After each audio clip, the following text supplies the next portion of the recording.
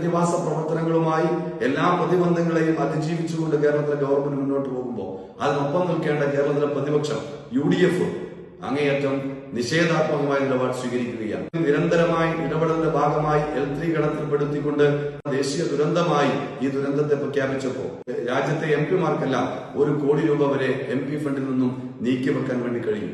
എന്നാൽ വയനാടിന്റെ MP ഒരു നയാ പൈസ പോലും നീക്കിവെക്കാൻ വേണ്ടി തയ്യാറായില്ല. കേരളത്തിലെ UDF-ന്റെ മഹാഭൂരിപക്ഷം വരുന്നത് UDF-ന്റെ MP-മാരാണ്. എന്നാൽ 2 MP-മാർ മാത്രമാണ് കേരളത്തിലെ UDF-ന്റെ MP-മാരിൽ നിന്നും പണം നീക്കിവെക്കാൻ തയ്യാറായത്. നിയമപരമായി നീക്കിവെക്കാൻ കഴിയുന്ന തുക പോലും നൽകാൻ വേണ്ടി UDF-ന്റെ MP-മാർ പോലും തയ്യാറാകുന്നില്ല. വയനാട് MP പോലും തയ്യാറാകുന്നില്ല.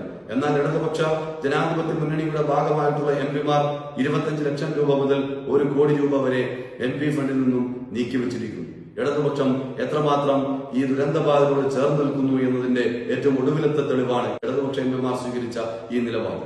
വയനാട് MP എന്തുകൊണ്ടാണ് ഈ ഫണ്ടിൽ നിന്നും ഈ തുക മാറ്റിവെക്കാൻ വേണ്ടി തയ്യാറാവാത്തത്?